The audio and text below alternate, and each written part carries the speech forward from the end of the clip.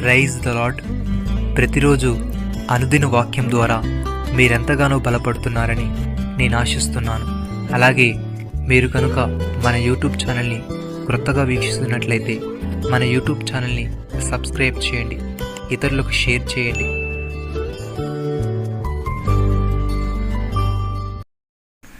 గొర్రెల కాపరి వలె ఆయన తన మందను మేపును.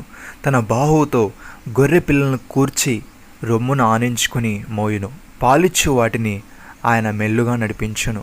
యెషయా గ్రంథము 40వ అధ్యాయము 11వ వచనము. ప్రియమైన సహోదరి సహోదరులారా, ప్రతి యుగములోనూ అన్ని సమయంలోనూ దేవుని ప్రజల విషయంలో ఇది సత్యం. గొర్రెల కాపరి వలె దేవుడు తన మందను మేపుతాడు. క్రొత్త నిబంధనలో యేసు తన మంచి కాపరిని చెప్పాడు.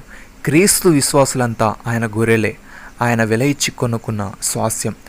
మన స్వభావ సిద్ధంగా ఆయన గొర్రెలు కాదు, కానీ వారి హృదయంలో దేవుడు జరిగించిన పని వలె వారు క్రీస్తు స్వరాన్ని విని ఆయనలో నమ్మకం ఉంచి ఆయన అనుసరిస్తూ ఉంటారు. యేసయ్య ఈ విధంగా అంటున్నాడు, నేను గొర్రెలకు మంచి కాపరిని. మంచి కాపరి గొర్రెల కొరకు తన ప్రాణం పెట్టును. జీతగాడు గొర్రెల కాపరి కాడు గనుక గొర్రెలు తనవి కానందున తోడేలు వచ్చుట చూచి గొర్రెలను విడిచి పారిపోవును. తోడేళ్ళు ఆ గొర్రెలను పట్టి చెదరగొట్టును. జీతగాడు జీతగాడే గనుక గొర్రెలను గూర్చి లక్ష్యము చేయక పారిపోవును. నేను గొర్రెలకు మంచి కాపరిని.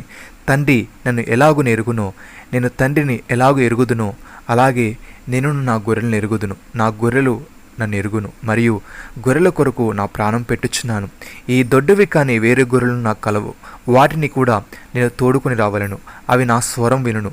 అప్పుడు మంద ఒకటియు గొర్రెల కాపరి ఒకడును అగును. సహోదరి సహోదరులారా, క్రీస్తు కూడా మీ కొరకు బాధపడి మీరు తన అడుగు జాడలేందు నడుచుకున్నట్లు మీకు మాదిరి ఉంచిపోయిను. ఆయన పాపము చేయలేదు, ఆయన నోట ఏ కపటమును కనబడలేదు.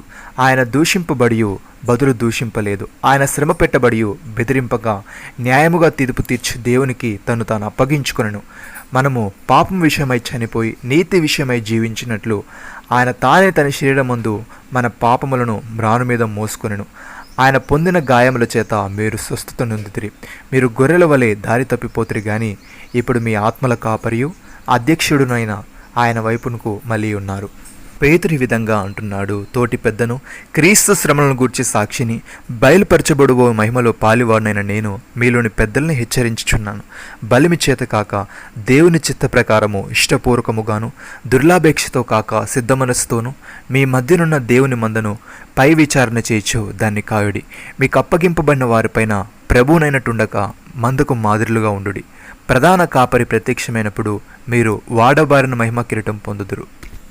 ప్రియమైన సహోదరి సహోదరులారా, గొర్రెల గొప్ప కాపరిని యేసును మన ప్రభువును నిత్యమైన నిబంధన సంబంధమగు రక్తమును బట్టి మృతుల నుండి లేపిన సమాధానకర్తకు దేవుడు యేసుక్రీస్తు ద్వారా తన దృష్టికి అనుకూలమైన దాన్ని మనలో జరిగించు ప్రతి మంచి విషయంలోనూ తన చిత్త ప్రకారము చేయుటకు మిమ్మల్ని సిద్ధపరచునుగాక.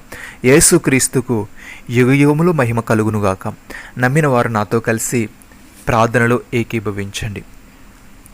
మమ్మల్ని మికిలిగా ప్రేమిస్తున్న మా ప్రియ పరలోకపు తండ్రి, మీరు మాకు ఇచ్చిన ఈ వాగ్దానమును బట్టి మీకు స్తోత్రములు.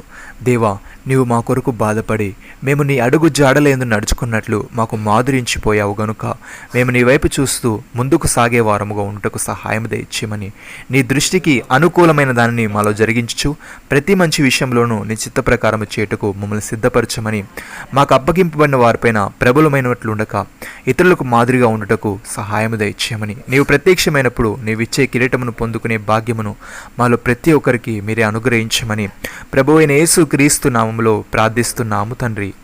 ఆమేన్.